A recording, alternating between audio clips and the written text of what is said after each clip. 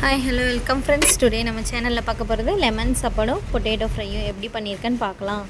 ஒரு மிக்ஸி ஜாரில் 10 பல் பூண்டு, கொஞ்சமாக இஞ்சி, கொஞ்சம் கருவேப்பிலை, கொஞ்சம் சீரகம், கொஞ்சோண்டு பெருங்காயத்தூள் ஆட் பண்ணிக்கலாம். 2 பச்சை மிளகாய் ஆட் பண்ணிக்கோங்க. இல்லை வரமிளகா வேணும்னா வரமிளகா ஆட் பண்ணிக்கலாம். நான் வந்து பச்சை மிளகா 2 ஆட் பண்ணியிருக்கேன், காட்டாமல் விட்டுட்டேன். நீங்கள் வந்து ஆட் பண்ணிக்கோங்க. அப்புறம் வானலியில் எண்ணெய் சொல்லணும், கடுகு, உளுத்தப்பருப்பு, கடலைப்பருப்பு எல்லாம் போட்டு வதக்கிக்கலாம். அது ராஸ்மெல் போனதுக்கப்புறம் கொஞ்சமாக மஞ்சத்தூள் ஆட் பண்ணி அதையும் போட்டு நல்லா கலந்து விட்டுக்கோங்க. கலந்து விட்டதுக்கப்புறம் உப்பு கொஞ்சம் ஆட் பண்ணிக்கலாம். உப்பு ஆட் பண்ணதுக்கப்புறம் நல்லா வணங்கி அது ராஸ்மெல் நல்லாவே போகணும். அந்த தண்ணியெல்லாம் வற்றி அந்த நம்ம அரைச்சி வச்ச இந்த பேஸ்ட் மட்டும் இருக்கும். அந்த டைமில் வந்து லெமன் ஜூஸ் ஆட் பண்ணிக்கலாம்.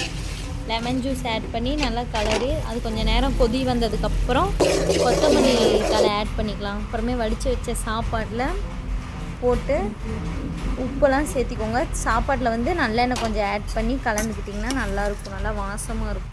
வந்து கொஞ்சம் தான் மஞ்சத்தூள் போட்டால் அதனால் கலர் கொஞ்சம் கம்மியாக தான் இருக்குது. உங்களுக்கு வேணும்னா இன்னும் கொஞ்சம் கூட கலர் ஆட் பண்ணிக்கலாம். ஆனால் சாப்பாடு ஊறுச்சுன்னா நல்லா கலர் கிடச்சிடும்.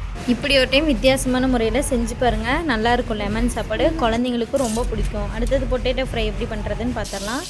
பொட்டேட்டோ நல்லா கட் பண்ணிக்கோங்க. கட் பண்ணி எண்ணெய் சூடானதுக்கப்புறம் கடுகு கொஞ்சம் ஆட் பண்ணிக்கலாம். பெருங்காயத்தூள் கொஞ்சம் ஆட் பண்ணிக்கோங்க. அப்புறம் கட் பண்ணி வச்சுருந்த உருளைக்கிழங்கு எல்லாம் போட்டு வணக்கினதுக்கப்புறம் இஞ்சி பூண்டு பேஸ்ட் நான் வந்து ஒரு அரை ஸ்பூன் ஆட் பண்ணியிருக்கேன். அதையும் போட்டு நல்லா கலந்து விட்டு கருவேப்பிலெலாம் போட்டுக்கோங்க.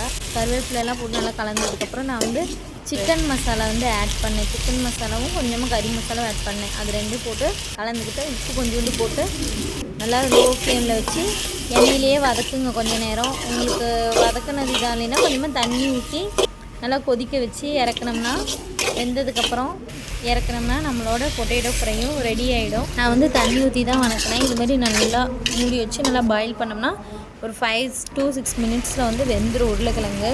அதுக்கப்புறம் கொத்தமல்லி தழை தூவி இறக்குனோம்னா நம்மளோட டிஷ் ரெடி. ஸோ இந்த வீடியோ பிடிச்சிருந்தா லைக் பண்ணுங்கள், கமெண்ட் பண்ணுங்கள். கேடி ஃபுட் கார்னரை சப்ஸ்கிரைப் பண்ணிக்கோங்க. தேங்க்யூ ஃபார் வாட்சிங்.